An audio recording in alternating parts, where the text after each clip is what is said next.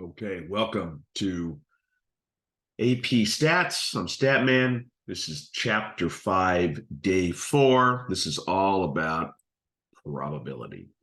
Okay, so most of this you can walk yourself through pretty easily, but I'm here to help.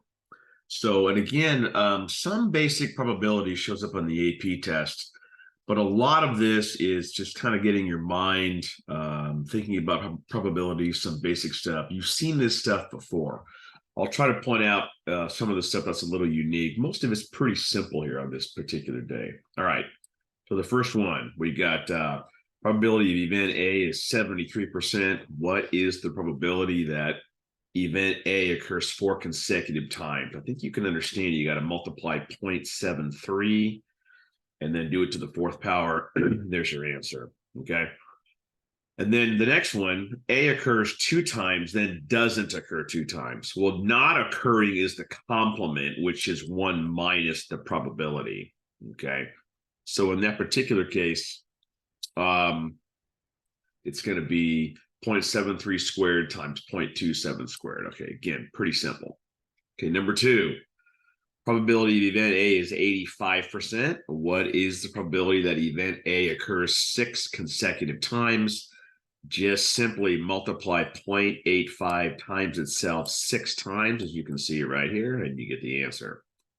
And then the next one, event A occurs for the first time on the 3rd trial. This is, by the way, called the geometric distribution. Geometric distribution. My writing is terrible. Geometric. Try that again. Geometric, METRIC distribution. We will study that later on in the course, but anyways, so that means it fails the first 2 times. It doesn't occur. And it not occurring is 1 minus 0.85. And then it finally does occur on the 3rd trial. So it fail, succeed, or not occur, succeed. And that's how you get that sequence. Okay. All right. And then C, a die is rolled 4 times, one after another. What is the probability that they're all odd? Well, half the numbers are odd, 1, 3, and 5. And you're going to just do this to the 4th power. So it's 1/16. Now, this one, at least one. This is one that you may not know intuitively. So at least one means 1 minus none. Okay. So if you roll 4 times, okay, 4 times, at least one means there is 1 2 or 2 2s or 3 2s or 4 2s. If you were to do those individual probabilities, it would take a long time. So the trick on at least one, remember this, is 1 minus none. So no 4s happening is 5/6. 5/6, because there's only 1 4. There are 5 non-4s. So 5/6 to the 4th, and go 1 minus that. And that's going to be at least 1. Okay. That is really a common AP question. So I would star that one and make sure you kind of get that. Okay. This is a similar question. Again, this is a little tough. Not all 3s. Okay. So let's figure out the probability of getting all 3s. Getting all 3s would be 1/6 to the 4th.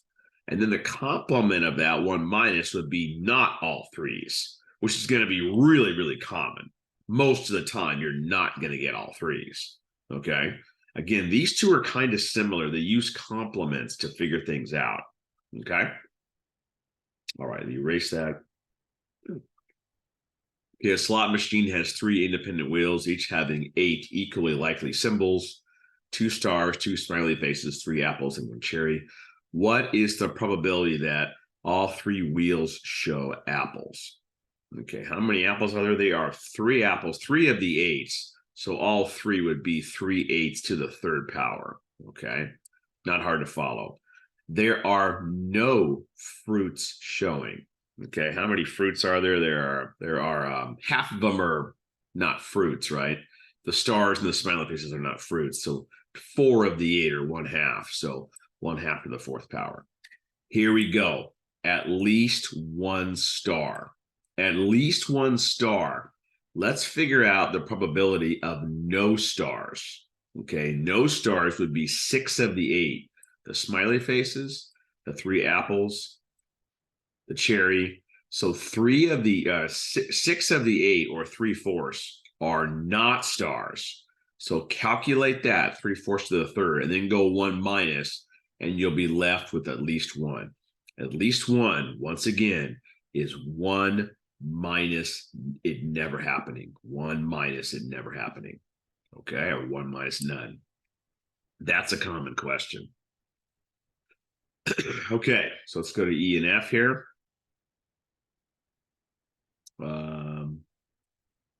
So a toy company produces 4 types of toys and randomly puts them into grab bags.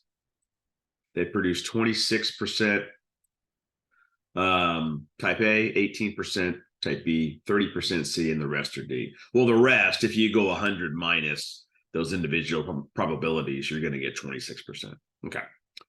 1 toy of type B or C. Or means plus. Okay, B or C, pretty simple. 0.18 plus 0.3, no problem. 1 toy that is not of type A. So if type A is 26%, then not type A is 1 minus 0.26 or 0.74. Okay. 2 toys that are both of type C. Both type C, assuming replacement here, you're going to go 0.3, which is 30%, to the second power, which is 0.09, or 0.3 times 0.3. And then next one, 2 toys, neither of which are type C. Well, type C is 30%. So not type C would be 70%. And then you would go 0.7 squared, you get 0.49. Okay. And then number 4 here, at least 1 toy of type D in 5 trials. Okay. At least 1. There we go again. At least 1. We've done this a lot. At least 1 is 1 minus none. Okay. So type D happens 26% of the time. I'm circling that right now. So no type D would then be 1 minus that, which is 74%. And then you do that to the 5th power and then go 1 minus. Again, 1 minus it never happening will give you at least 1. Okay. That's a skill that does come up on the AP test. And then this one really doesn't come up very much, but it's a similar question. Not all toys of type B in 4 trials. Okay, so let's figure out it happening, all the types B happening, which would be 0.18 to the 4th power. Then I'm going to go 1 minus that. And then obviously it's not very common where you're going to get all the toys type B. So, okay. So let me erase that. Let's go to F. Candy company produces 5 flavors of candy and randomly puts them into their candy bags. They produce 12, 18, 23, and 15% of flavors A, B, C, and D, respectively. The rest are E. Well, the rest are E. You can figure out that's 32%. That's just the 100% rule. That's easy. All right, similar set of questions. First questions. Pull out 1 candy of flavor A or D. Or means plus. So that's where you get this plus this equals 0.27. Okay, number 2. Pull out 1 candy that is neither B or C. Neither. Well, you got to figure out the probability of B or C, which is this right here. Okay. You got to figure those 2 out. 1 minus 0.18 minus 0.23. Or you can go 1 minus the summation of 0.18 plus 0.23. You can do that too. Add up those 2 and then go 1 minus, and that'll give you neither B or C. Add up. That's probably the better way to do it logically. Okay. Item 3 here. Pull out 2 candies, both being either B or C. Okay, or B or E. B or E. B is 18%. E is 32. If you add those up, you get 50. So both being one or the other, that would be 0.5 squared, 0.5 times 0.5. And then 4, pull out 2 candies, neither being A or B. Will A or B combine? Let me erase this real quick. A or B combined for 30%. So neither A or B is 70%, the complement of that, squared 0.49. Okay, here's your at least one. We've done this a lot. This probably will happen to you on a test. Pull out at least one candy flavored B or C in 4 trials. At least one. At least one is 1 minus none. So B or C, let me erase this first part. B or C is 0.18 plus 0.23. That is 0.41, right? 41 is B or C.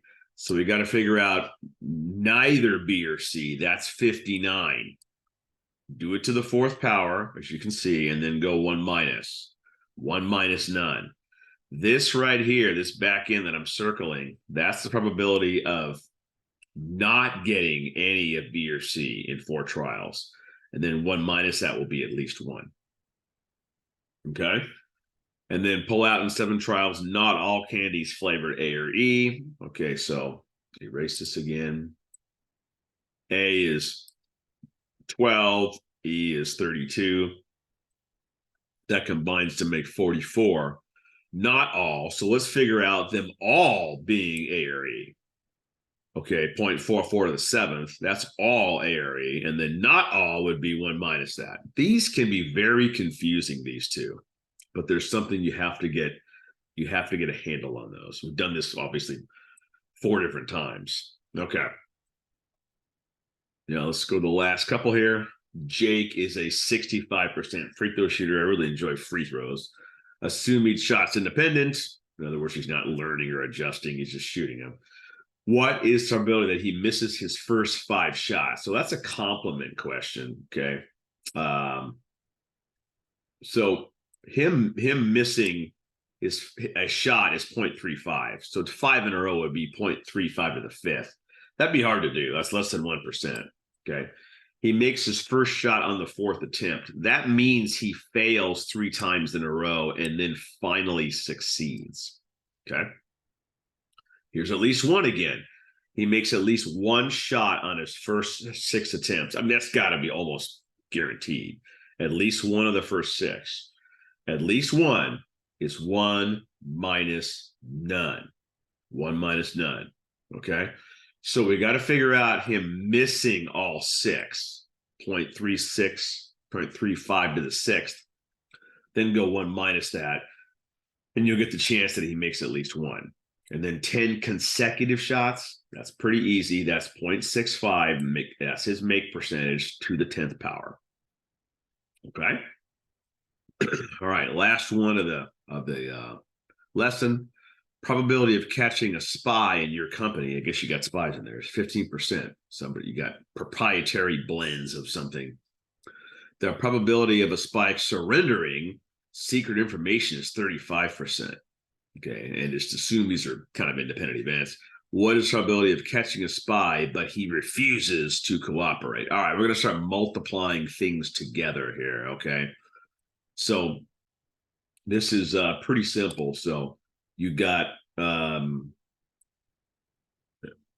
catching a spy is 15. Refusing to cooperate would be 1 minus this.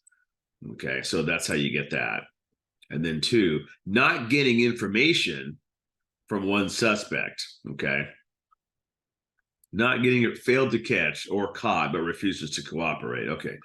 So if you don't catch one, that's an 85% chance. You know, you're not going to get it, and you're not going to get any information from somebody that you don't catch. Then, or means the second thing could happen. So you could not catch him, or you could catch the spy, but he doesn't talk. So that's how you get this problem. That's a pretty cool question, because there's 2 ways to not get any info. You don't catch him, or means plus. You catch him, and means times. He doesn't talk. Okay. Then 3, getting information from one suspect. Well, getting information, there's only one way to do that. You have to catch him and he has to talk. Okay. And means times. And then 4, getting some information from getting some information from 4 suspects. Okay. So you got to take this answer right here that you did earlier. Okay. Getting some information. So, and this is not getting any information. So do that to the 4th power. Okay. And then 1 minus that will be some. Getting some information means at least one person talks. That's coded for at least one. So that might be a little tricky for you. Okay. So that is chapter 5, day 4, AP Stats. Go get them.